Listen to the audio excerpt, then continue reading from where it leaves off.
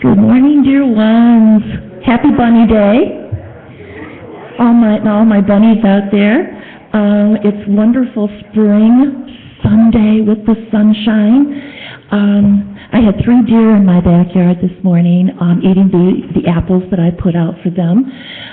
The daffodils are trying to come through the cold soil. And I thought when I'm watching all of this out of my backyard that unity is a part of all of that. We are part of the soil, we are part of the bunnies, we are part of the deer, and how blessed are we. So let's sing and celebrate.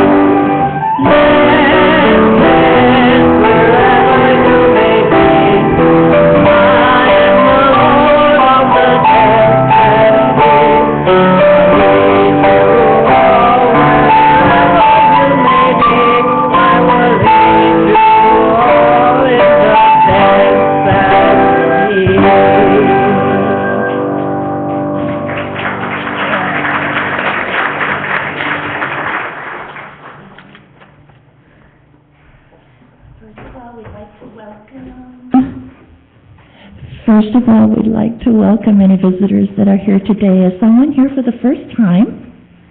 Please raise your hand. We'd like to give you a packet of information. You will not be embarrassed by any stretch of the imagination. We won't chase you down.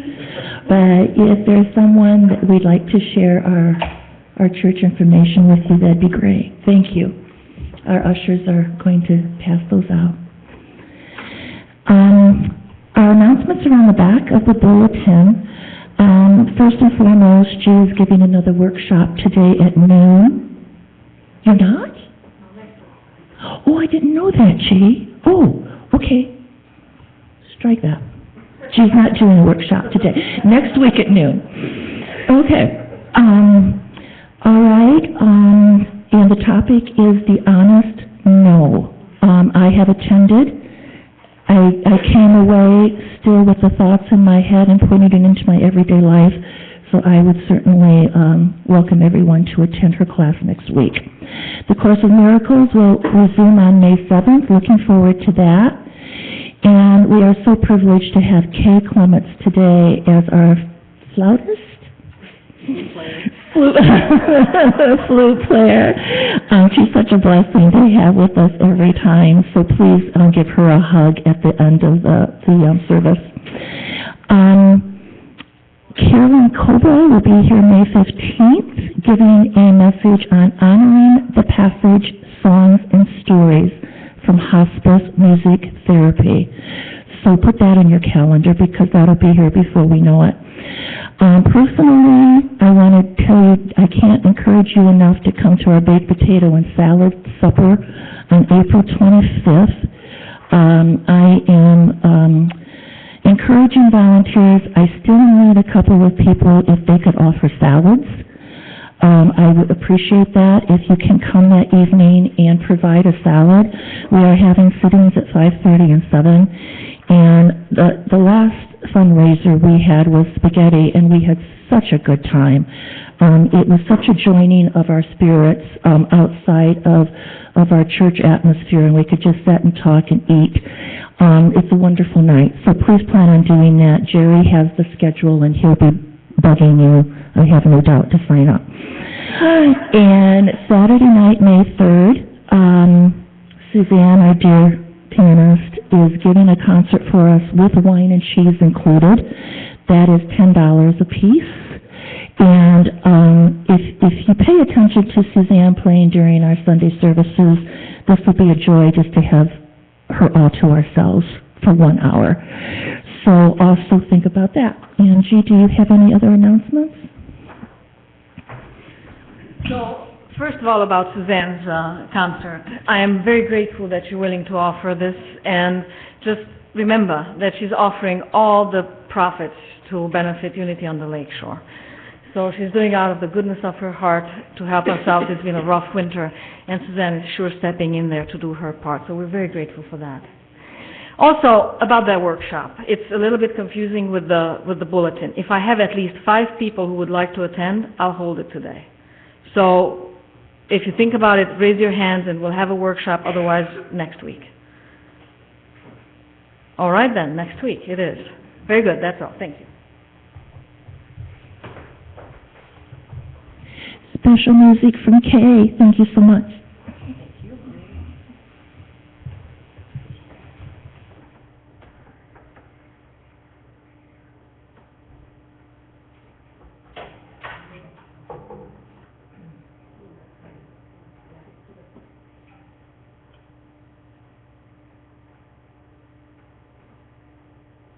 I put this arrangement together with 2 really old hymns. In this country, they come to us through the Appalachian shake note tradition.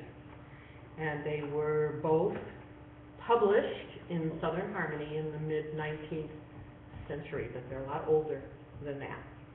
Both of them speak to the transformative power of love. Wondrous love and amazing grace.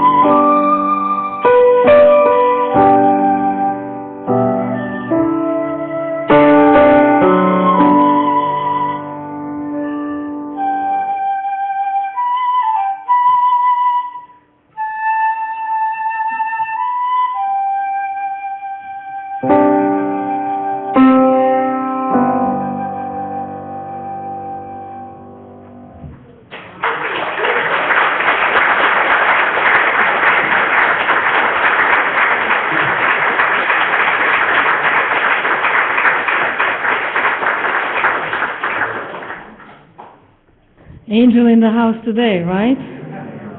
Thank you, Kay. Today, more than any other day of the year, we are reminded of the Christ within every single one of us. Today we celebrate Easter, the resurrection of Jesus the Christ, and this is the light that reminds us all of our Christ nature, the Christ that is within every single one of us. And for that, of course, we are so grateful. And we're grateful for the awareness of it that is ours today and whenever we choose it. So we stand in complete gratitude with open hearts, knowing who we are, longing to know even more of what is our inheritance, what is our divine nature. And so we're here together to celebrate, to learn, to grow, and to fellowship together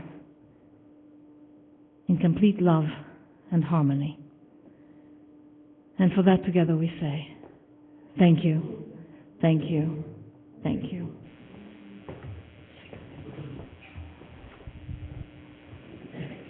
If we could please repeat together our vision.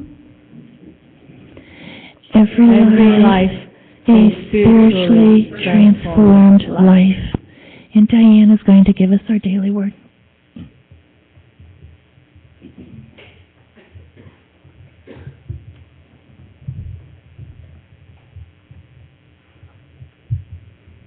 Good morning and happy Easter to all of you.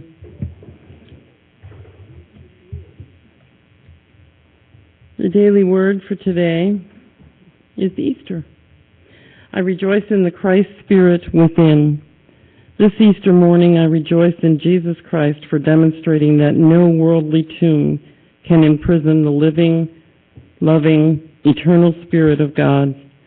No matter what the circumstances, the resurrecting power of the Christ within restores and uplifts us. Whatever challenge I may be facing, I experience new faith and hope in the spirit and message of Easter. I rejoice in knowing I can, quote, die to my former self and be born anew, transformed and triumphant through the power of the risen Christ in me. The Christ within invites me to rise up and walk in the newness of life.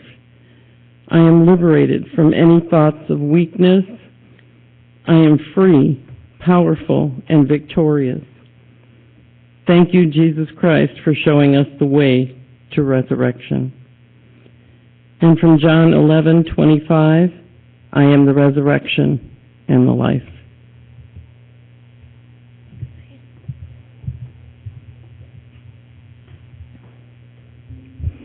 If we could say together our affirmation of faith, please. There is only one presence and one power in me and in the universe, the God, the good, the omnipotent.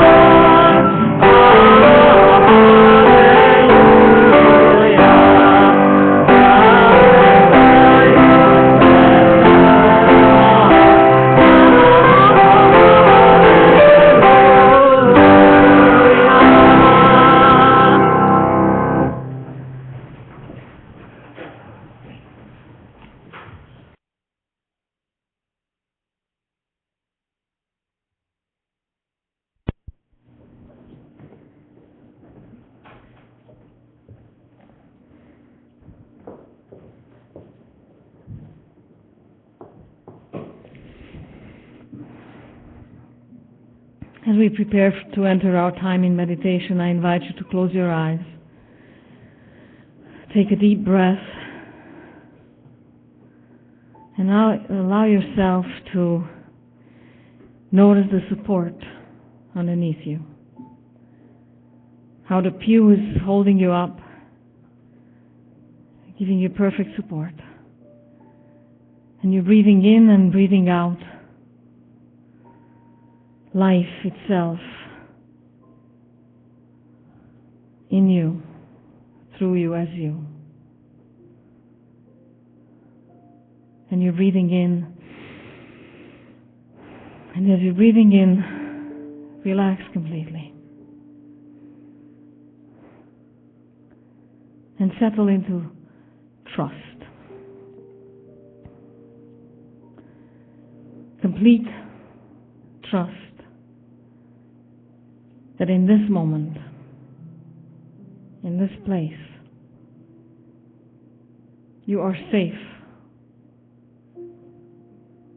only 100% of the time.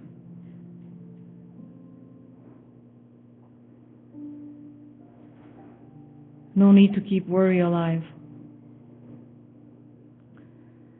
No need to keep anxiety running. Just relax completely.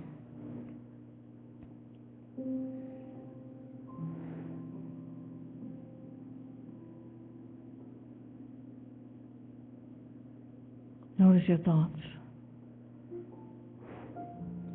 Notice how they come. You don't even have to invite them. Notice them. Identify them. Thank them for sharing their life with you. And let them return to where they came from.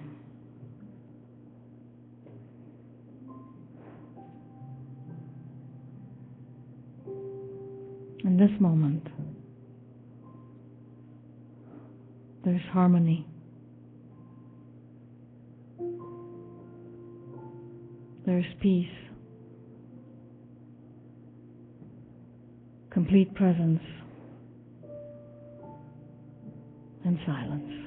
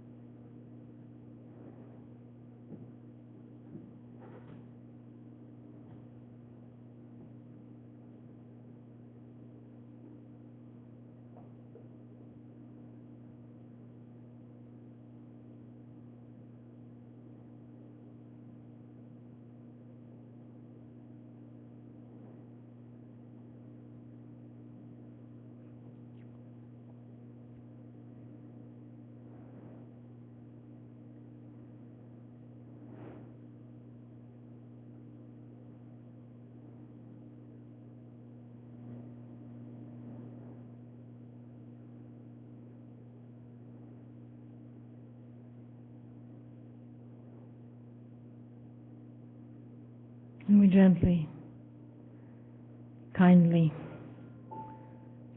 emerge from the silence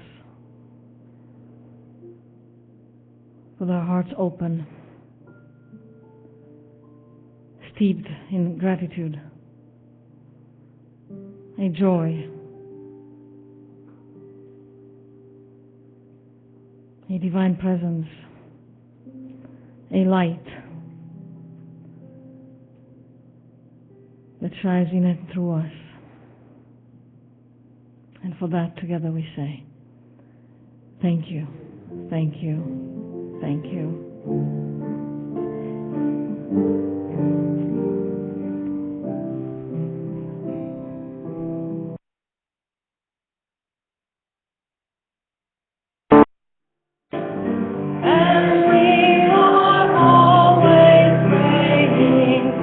All gods are great.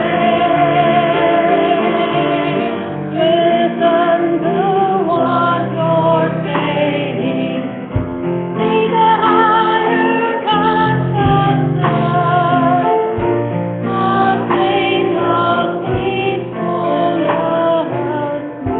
and know that God is always there.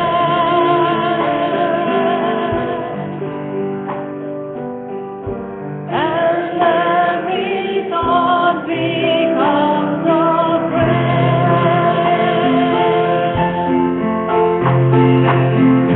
Our gods are great, and we are always praying. Our gods are great.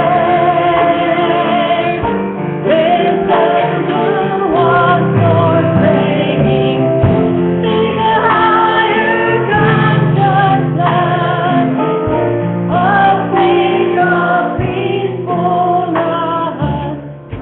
and know that God is always there.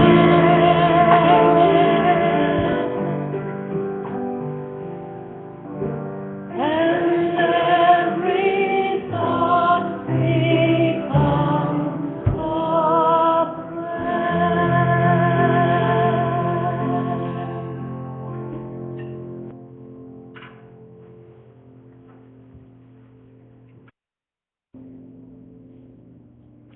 What a perfectly glorious, beautiful day.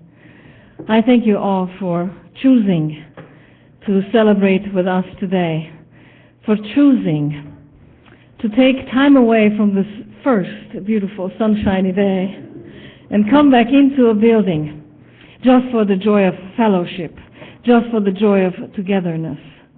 And I thank you all for contributing, and okay, thank you. And be sure to read her accolades that are in our bulletin. We're so grateful to have you here today with us and very privileged. And Jack and Chris and Suzanne, wonderful music today. Thank you, Mary, for sharing the platform with me. And for Walter and Jerry for welcoming us.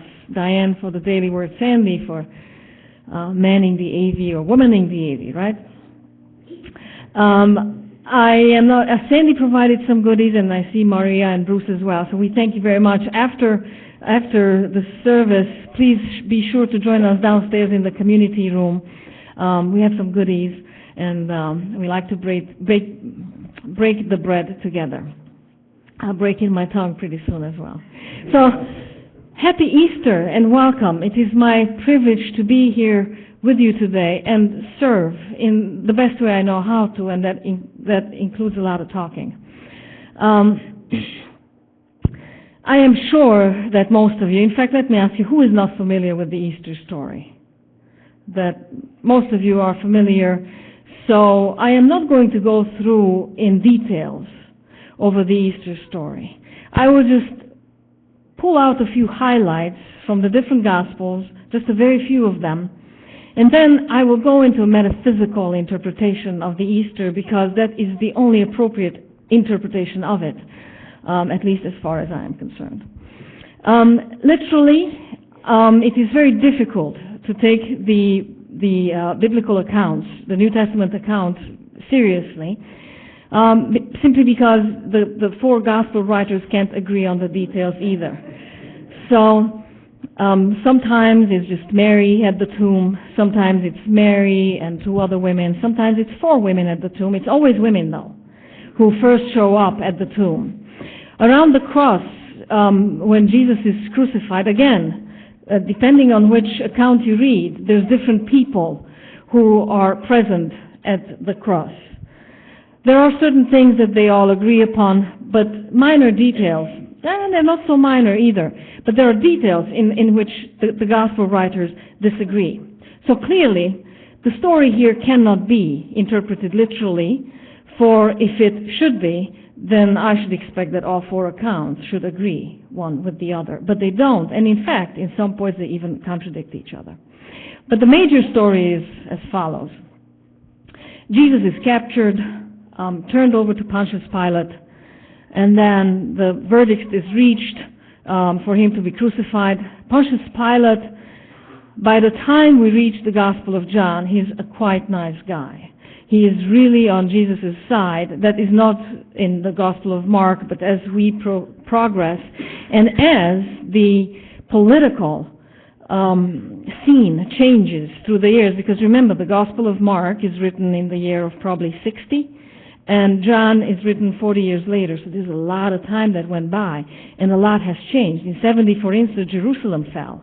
So the Jews no longer have a temple. They no longer have that which has kept them together.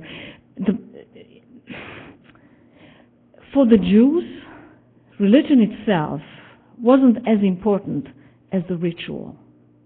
So that which they did to live, to manifest that they had this devotion to the one God, which I am also going to present later on, not today, of course, another talk on is Judaism really monotheistic, and is Christianity really monotheistic? But anywho, that is the claim. So ritual is very, very important. In 70, this ritual is ripped away from them. So they are left naked, not knowing who are we? What are we supposed to do? How are we supposed to experience ourselves in the world? So you see the political scene changes. So by the time John comes, it's now 30 years later, after Jerusalem falls, he realizes that the only way the Jews are going to make it, and the only way this new movement that they're still not calling Christianity, but later it will be called so, but the Jesus movement, the only way it has a hope of making it is if they learn to exist together with the Romans. It's clear that this is the new rule of the day, and we either play along or we just become extinct, go away with our temple. So by the time he presents Pontius Pilate is a very nice guy. He doesn't even want to crucify Jesus. He, in fact, is in favor of crucifying somebody else. And but the Jews, the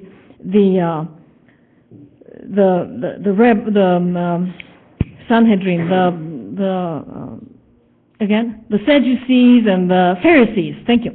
The Sadducees and the Pharisees are just bent on getting rid of Jesus. He can't live. We have got to get rid of him. So Pontius Pilate says, well, I wash my hands of it. It's really not my fault. I'll just let them do whatever they want.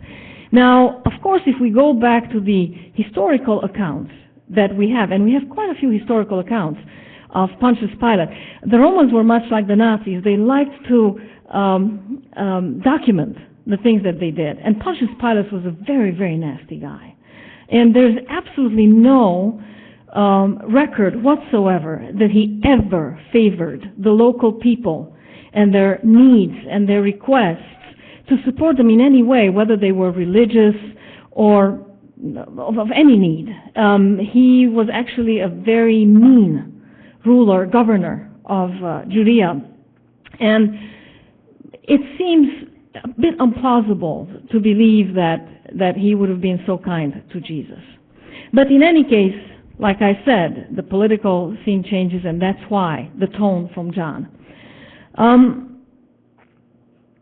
There's the crucifixion. It happens on a Friday. Saturday is the Sabbath, and then the resurrection happens on Sunday. And I have been thinking about this, and now I'm going to go over into the metaphysical interpretation. I shall no longer give you the historical stuff. I have been thinking about this. How does that go? Have you ever felt crucified? It's that relationship dying. It's that relationship being extremely turbulent. Your job is questioned, or the security of your job is questionable. Your future becomes all of a sudden a big question mark. You lost somebody who's so important to you that you can't even breathe. Those are those moments of terror and crucifixion and loss, and it's just I might as well be on a cross dying. We've all experienced, I'm sure, at least one of those moments in life. Have you? Or is it just me alone? Thank you, people, for supporting me in this. That moment of crucifixion. But you know what? I still think that that moment is easier than the rest because you know what's happening. At the very least, you know what's happening. You know that it's going downhill. You're in it, and you have that certainty of it's dark. It's so bad. But at least there's that certainty. And then comes Saturday. And I think that that's the most difficult place to be in. It's between the crucifixion, before the resurrection. It's that dark night of the soul, when I have no idea how I'm going to navigate this. I have no idea how I'm going to experience myself through this. I have no idea if I have it in me to stick to principle, to walk this walk. It's when rubber hits the road, doesn't even cover it. You know what I'm saying? That's Saturday. There was a famous mystic whose name escapes me, who said, when you walk through the valley of the shadow of the dead, you have to do three things. Number one, stop it. Do everything in your power to stop it, to bring it to an end. That's just natural for us human beings to not want to suffer, correct? So stop it. But then at some point you realize that this train has left the station. There ain't no stopping this one. This is going downhill, and I know it, I can see it. It's not just that the writing is on the wall, there is a seal on it. So you can no longer stop it.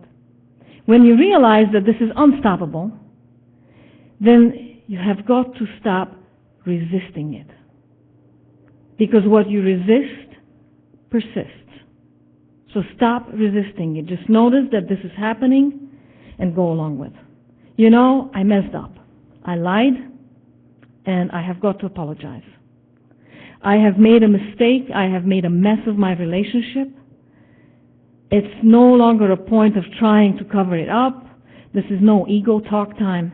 This is spirit talk time. This is principle time. This is when, as love would have it, if I have to apologize, I clean it up. If I have to make amends other way, I have to clean it up. Stop resisting it. And then the third thing that you have to do is don't stop it too soon. So don't try to get out of it too soon. Milk it for every lesson it has to offer you. Learn it here on this end, because if you don't learn that which is yours to learn, guess what? The universe is going to grandly offer you a next opportunity to learn the lessons that you weren't willing to learn this time. So think about that. So stay with it. Stay with it, and that's, again, a very difficult place to be. That's a commitment, a most serious commitment to stay with that which feels so agonizing and uncomfortable. But if you do these, this mystic says, three things will result from this. One, you will experience relief because, number one, you have applied principle. You have applied the principle of love and the principle of forgiveness, which I believe are the two most powerful principles by which any one of us can live, as love would have it, and forgive always. You don't forgive, you're keeping these blockages of energy inside you that would just eat away at you. And we have had talks where we talked about forgiveness and where I made it very clear that forgiveness is not for the other person. That's always for me. It's always to liberate me, to free me from being hostage to hating you, from being hostage to holding you responsible for my misery, my life experience. So, love and forgive. So you will experience relief. And then you will experience release. So you're starting to come up now.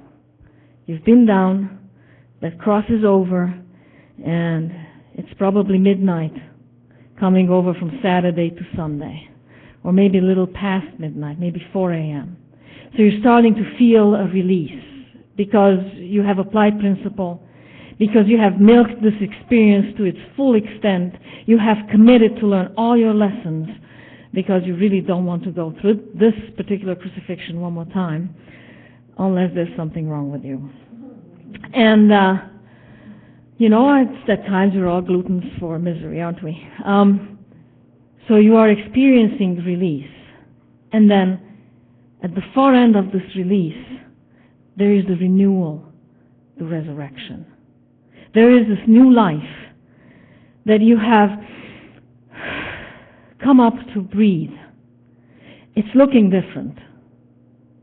You have been completely transformed. You are not the same person who went into this experience. You have come out a transformed, a transcended person. And what does that look like? It looks like love. It always looks like love. Let me give you now some practical steps for when you go through the shadow of the valley of death. How many of you have had a little bit of stress this past year? How many of you had medium stress, like quite a bit? Okay, and then how many of you have been off the roof with stress? Oh, good. All right. So we all relationship with stress, and it's very interesting. Depending on how we relationship with stress, is how badly we feel crucified. Where are we in that stage of crucifixion? Now, how many of you believe that stress is bad for you? Yeah? We believe that stress destroys health. We believe that stress causes cardiovascular disease, that stress causes cancer, that stress causes ultimately death. And you know what? You're right. It does, if you believe. There's been some research done at Harvard, at Yale recently, and they did studies on groups of people. How do they relationship to stress? And then 5 years later, so these are people who believe that stress is very bad for your health. It's bad for you. So they did research. They assessed how their beliefs were about stress. It's negative. 5 years later, they went and read the obituaries. And there was a very high death rate among these people. Then they took another group of people and they educated them. And they said, look, stress is not a bad thing. Just look at it, your body preparing you to cope with whatever is coming your way. Your body is graciously putting out adrenaline so you can cope with whatever you're experiencing. That feeling that you're feeling inside is not a bad feeling. That is a feeling that is calling you into life. And also, what they realized that when stress is activated in your body, the brain puts out oxytocin, which is a wonderful hormone. They also call it the cuddly hormone.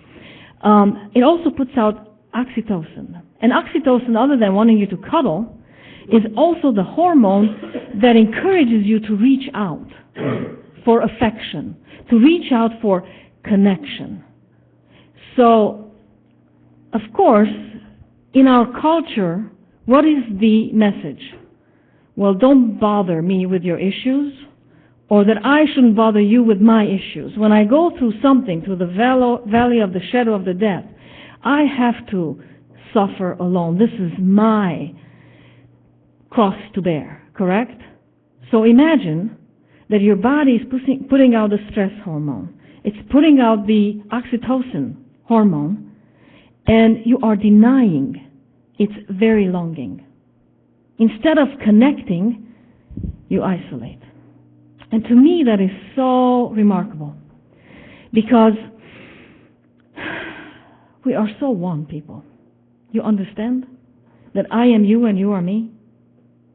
That my love is your love. That my life is your life. I see it. When I really look into myself, I recognize you. And when the going gets really hard, we get so crazy that we isolate. And when we do that, the following physiological thing happens. The heart is stressed out. It starts pumping very hard. And what happens, your veins are open this much, right? But when you believe that stress is bad for you, guess what happens? The veins restrict. So the heart is putting out a lot of blood, but the flow is restricted, and that's why you get cardiovascular disease. Now, on the people who are educated about stress, that it's good for you. It's calling you to life. It's just encouraging you to reach out. It's encouraging you to cope differently. Look for support, right? So the heart starts pumping hard, and your veins stay open. So actually, it's much like the experience of joy. And then you're listening to your oxytocin that your brain is also putting out, and I come to you and I say, Kay, I'm in trouble. Would you have a moment for me? I need to talk to you. I need a shoulder. Can you be that one for me? Who would say no? How would your life look differently if you did that? How would your life look differently if you didn't have shame? That, oh my God, I'm in trouble. That my relationship sucks. That my job, I can't stand it. The pressure is so high, I don't know what to do about it. My children, I'm seeing them completely going astray. And there's this shame that's holding me back from sharing. And my body is putting out all the signals to come, let's connect, because we are one. And instead, we choose to isolate. That's your Saturday. This is your Saturday. That when you walk through the valley of the shadow of the dead, connect. Reach out. Talk. If you think that we won't be there for you, you're crazy. We're crazy in love with you. We want to see you happy because your happiness contributes to mine. I want to see you whole because your wholeness completes mine. We are one. We're in this together. So I don't know where you are today. Is it your Friday? Is it your Saturday? Or your glorious Sunday? I don't know. But I know that you will be experiencing a Saturday again sometime. So remember, connect.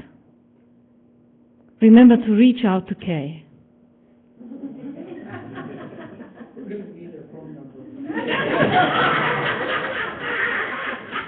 Reach out to Kay and tell her, I need to talk. Would you be willing to listen? I need to connect. I need to support. I need your support.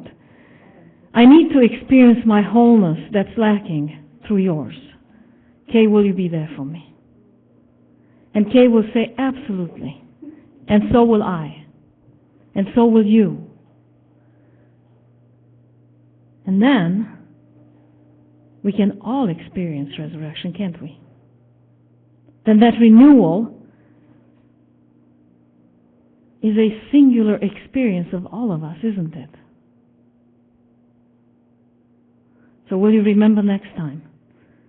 You're walking through the valley of the shadow of the dead. What are you going to do? Okay. And that is my Easter message to you. Thank you, Kay. Happy Easter to you all.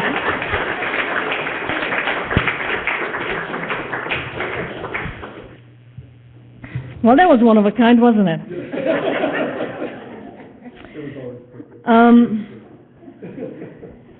I would like you to take a moment and choose the offering of your love.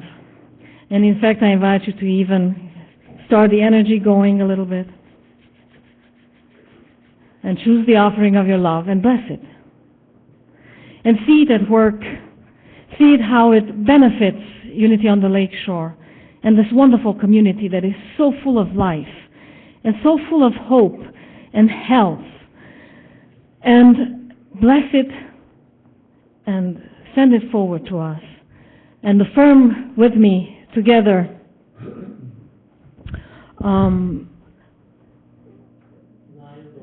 divine love through me blesses and multiplies all that I have, all that I give, all that I give, all that I receive. I am thankful. You guys are the best. Thank you. Kay, would you please?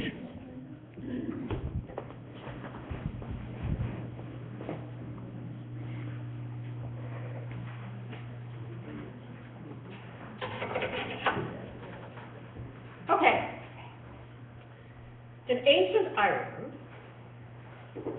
one of the duties of the bard was to accompany women in childbirth. And the music for that came in a certain sequence and was characterized in certain ways. The music fell into one of three categories: weeping, laughing, sleeping. Weeping for the pain and uncertainty of labor, laughing for the miracle of new life, sleeping for the rest in peace, assurance, joy, and gratitude. These are not bad metaphors for the Easter season. This little study by Rachel Brown has all three sorts of music.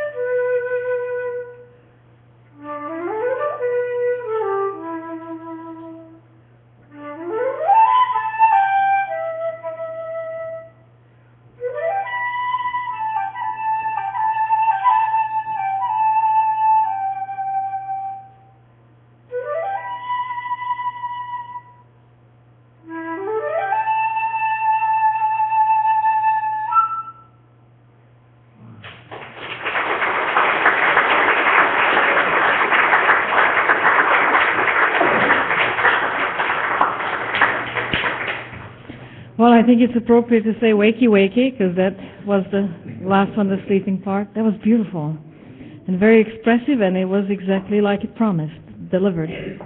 My ushers, would you be willing to come? All right. That's good, that's good. They were just as dazzled as the rest of us. Wonderful. Thank you for taking your time. So we just get to stand in the presence, experience Spirit moving as we are.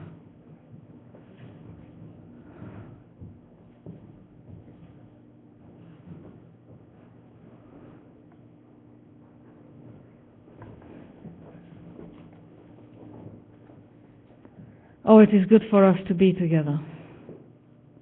It is good for us to participate in this life together, pulling together our gifts, pulling together our resources, so we may be a greater blessing for the entire community.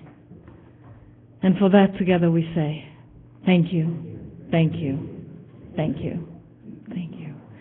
If you would be so kind to please stand, and if the first couple of rows would turn to the back, and let's hold hands and say the prayer for protection, and then we shall sing the peace song. The light of God surrounds us, the love of God enfolds us, the power of God protects us, the presence of God watches over us. Wherever we are, God is, and all is well.